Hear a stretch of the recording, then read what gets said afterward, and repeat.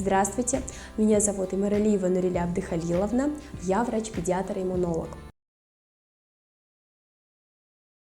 С наступлением осени и холодов резко растет заболеваемость острыми респираторными вирусными инфекциями, в частности гриппом.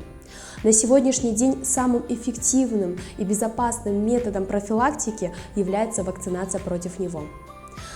Сезонная вакцина против гриппа используется более 50 лет.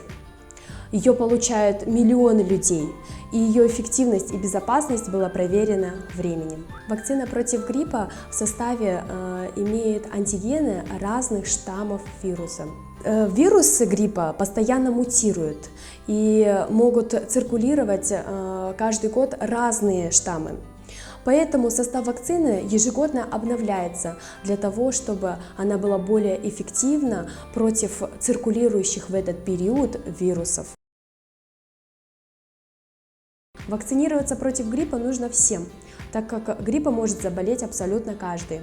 Однако Всемирная организация здравоохранения рекомендует больше вакцинироваться это пожилым людям, беременным женщинам, маленьким детям и лицам с хроническими заболеваниями в период ремиссии, так как у них больше риск осложнений против гриппа. Вакцинация однократно проводится.